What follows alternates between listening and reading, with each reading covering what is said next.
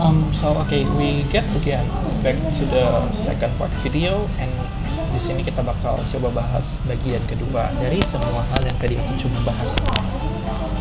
Bagian kedua dari kisi-kisi yang udah aku dapatkan.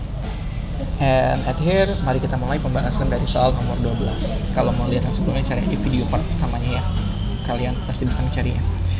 Oke, dan selanjutnya kita coba untuk menghubungkan sebab dan akibat. Nah, di sini adalah hubungan sebab dan akibat atau kausalitas.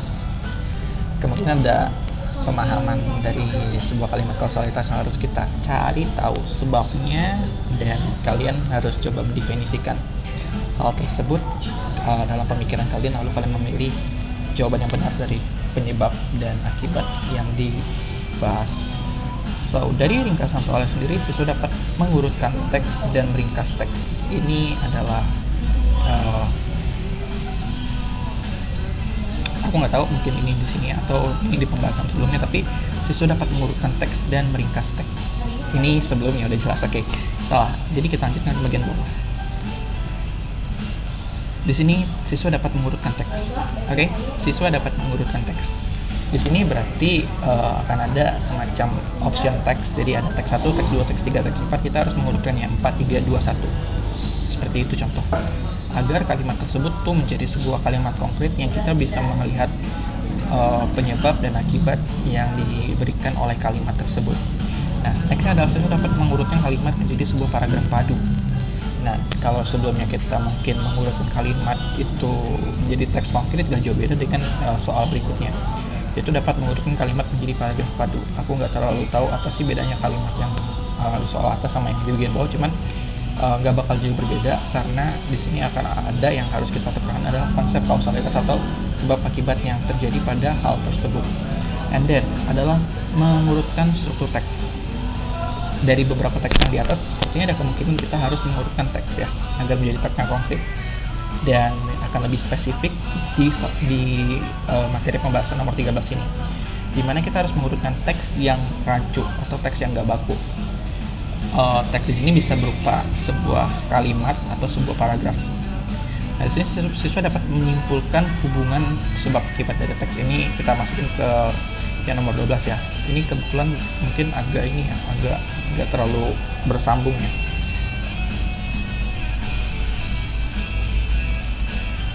Oke, so fun. Di sini kalau dilihat lagi untuk soal nomor 13 ini ada di bagian sini. Siswa dapat mengurutkan struktur teks sesuai dengan jenis teks.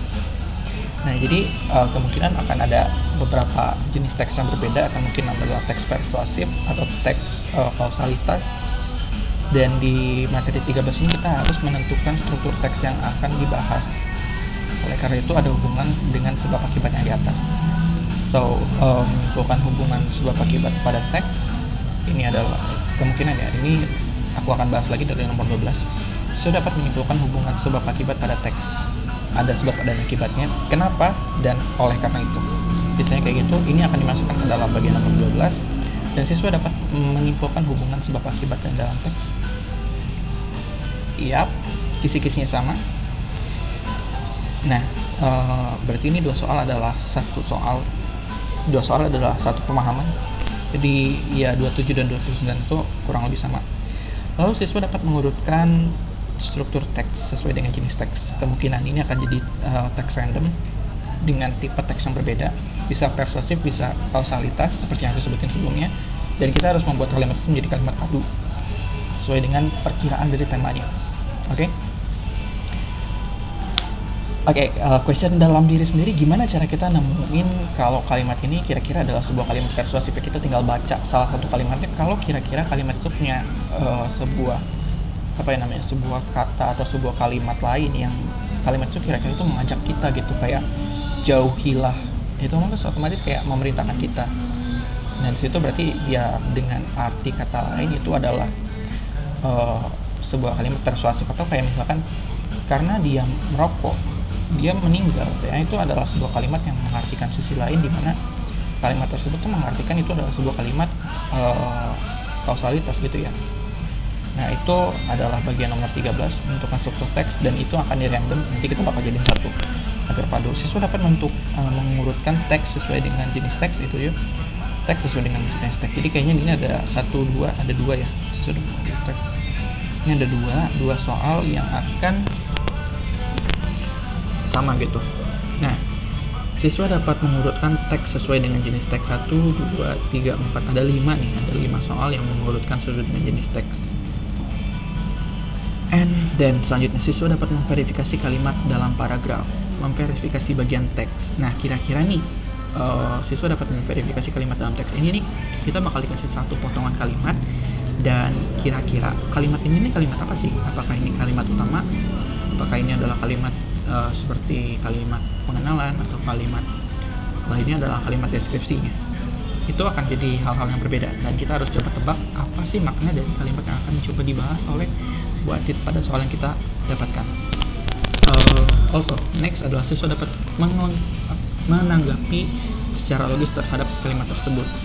Ini bisa jadi kita harus menjadi seorang yang seperti seorang pengkritik ya. Jadi mungkin di sini lebih kita memberikan anggapan seperti harusnya atau sebaiknya, walaupun sebaiknya gitu ya, lebih kata seperti sebaiknya, lebih baik, tapi nggak memaksakan kehendak.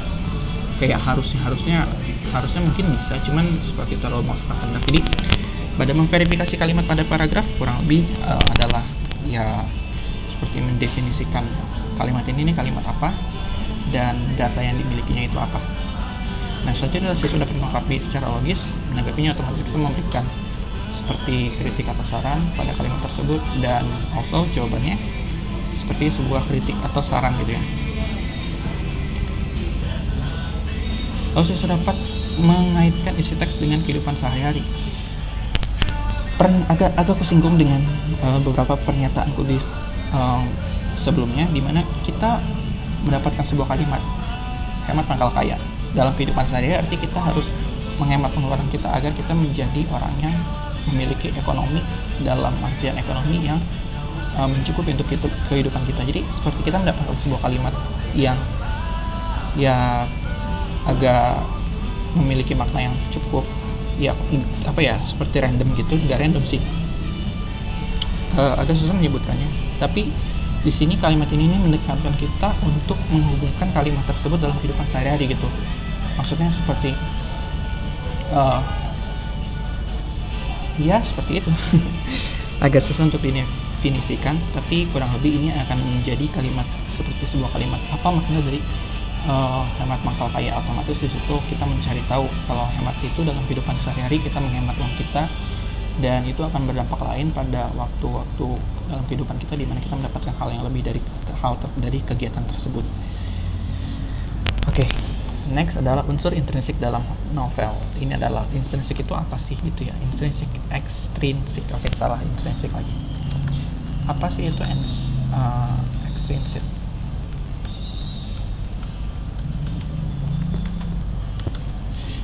Nah, kita akan cari tahu dulu apa sih itu ekstrinsik ya. Ekstrinsik ini adalah unsur ekstrinsik. Itu adalah unsur yang ikut membangun dan mendukung sebuah novel seperti latar kondisi, keagamaan, budaya, sosial, ekonomi, dan nilai-nilai yang didengar oleh masyarakat. Oke. Ekstrinsik berarti seperti faktor dari luar yang menyebabkan ketertarikan pada pernyataan pada sebuah novel atau sebuah cerita gitu ya. Nah, di sini kita bisa lihat nih, siswa dapat menentukan unsur intrinsik pada sebuah novel, di mana semisal kalau kita melihat novel secara garis besar, kita kita akan membahas tentang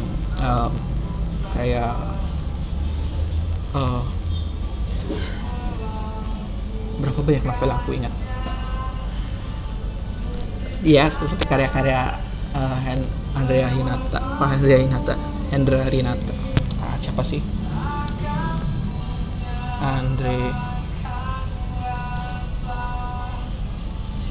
Andrea Hirata.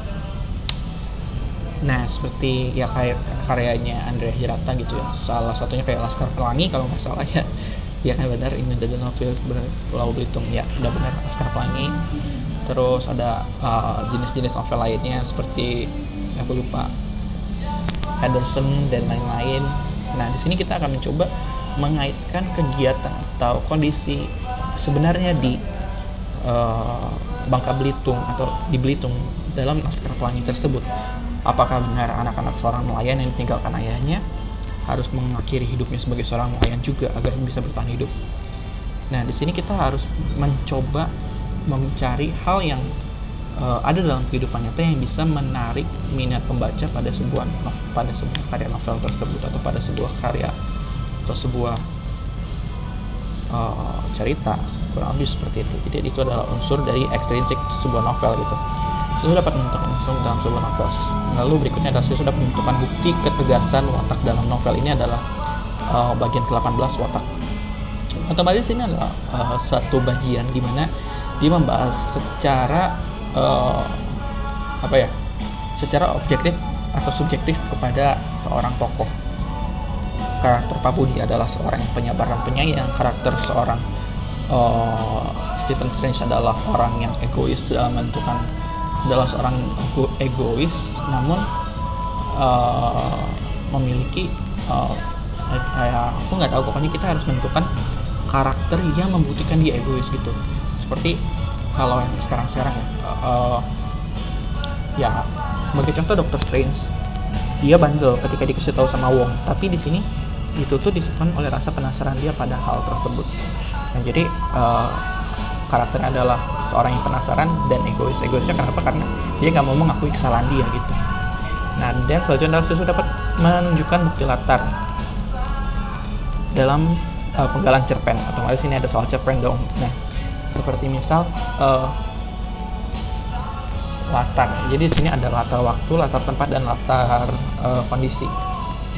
Tapi latar waktu dan latar tempat doang yang aku biasanya lebih pahami. Dimana ya kalau latar waktu jelas kapan itu dilakukan. Seperti misal di pagi itu Kancil mencoba meminum air dari danau. Di situ sudah ada latar tempatnya di pagi itu. Otomatis pagi hari Kancil, subjeknya adalah Kancil, mencoba meminum air. Itu kegiatannya dari danau. Otomatis latar tempatnya itu adalah danau. Kita harus cari tahu latar-latar tersebut. Nah, di soal nomor 20 yaitu nilai sosial. Siswa dapat menyimpulkan isi penggalan dari novel dengan konsep dari nilai sosialnya. Nah, nilai sosial yang didapatkan dari cerita Laskar Pelangi itu apa sih? Dan itu akan dijadikan seperti apa oleh para pengarang dari novel-novel. Itu adalah hal seperti apa yang ditanggapi oleh seorang pembaca gitu. Kita harus menentukan nilai sosial yang baik. Ada juga sih nilai sosial yang nggak baik gitu, tapi di sini kita harus coba mendefinisikan nilai sosial yang kira-kira dicoba untuk disimpulkan atau diberikan dari seorang Bu Atit kepada kita lewat sebuah penggalan kalimat atau sebuah penggalan dari paragraf novel. And kita lanjut ke part berikutnya.